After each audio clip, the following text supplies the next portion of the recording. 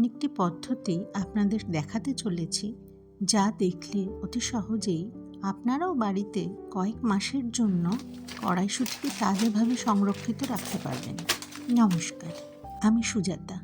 সকলের রান্নাঘর চ্যানেলে একটি নতুন ভিডিওতে আপনাদের সকলকে স্বাগত জানাই। প্রথমে আমি একটি পাত্রে জল দিয়ে আঁচে বসালাম। এতে মেশালাম 1 থেকে 2 চামচ চিনি। জল একটু বেশি পরিমাণেই দিতে হবে।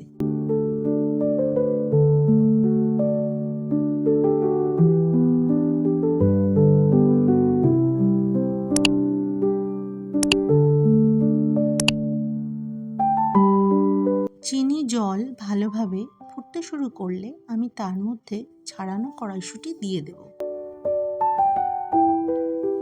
এখানে জলে চিনি মেশানোর কয়েকটি কারণ আছে। যেমন এটি ন্যাচারাল প্রিজারভেটিভের কাজ করবে, তেমনই মটরশুঁটির স্বাদ সামান্য হালকা মিষ্টি রাখবে। আর সর্বশেষ কারণ হচ্ছে এটি মটরশুঁটির রং ধরে রাখতেও সাহায্য করবে।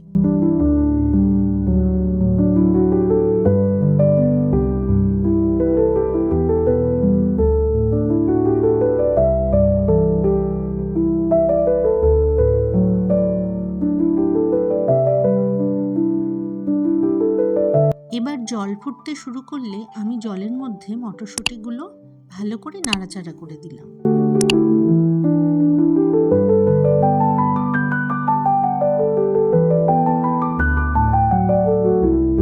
মটরশুঁটি যখন হালকা সেদ্ধ হবে, মানে যখন 2 আঙুলে হালকা চাপ দিলে মটরশুঁটির স্কিনটা খুলে যাবে, তখন গ্যাস ওভেন বন্ধ করে দিলাম।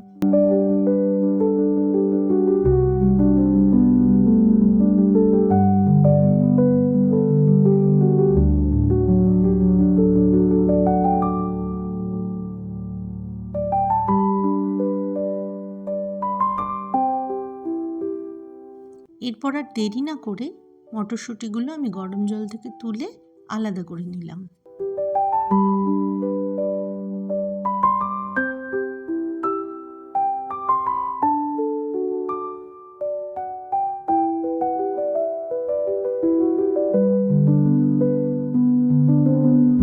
এরপর মটরশুঁটির মধ্যে আমি ঠান্ডা জল অথবা বরফ ঢেলে দিলাম, যাতে মটরশুঁটিগুলি খুব তাড়াতাড়ি ঠান্ডা হয়ে যায়। ঠান্ডা জল অথবা বরফ দেওয়ার ফলে যেটা হবে সেটা হচ্ছে মটরশুঁটির রঙটাও ঠিক থাকবে এবং মটরশুঁটিগুলির যে কুকিং প্রসেস সেটাও বন্ধ হয়ে যাবে।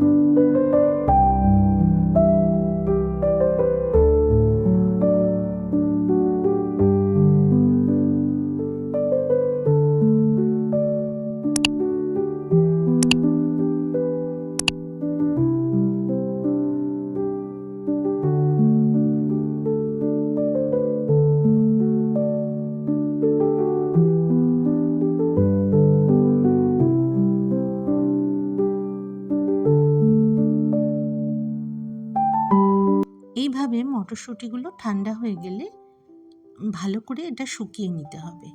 আপনারা মটরশুঁটি যত ভালোভাবে শুকনো করতে পারবেন তত ভালো থাকবে। আমি সময়ের অভাবে বেশিক্ষণ শুকোতে পারিনি।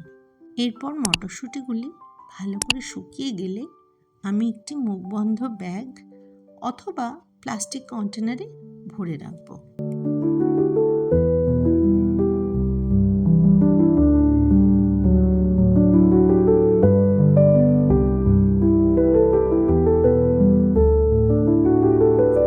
সবশেষে আমি মটরশুঁটির প্যাকেট বা বক্সগুলি ফ্রিজারে রেখে দেব। এইভাবে আপনারাও মটরশুঁটি অনেক দিন ধরে সংরক্ষণ করে ব্যবহার করতে পারেন।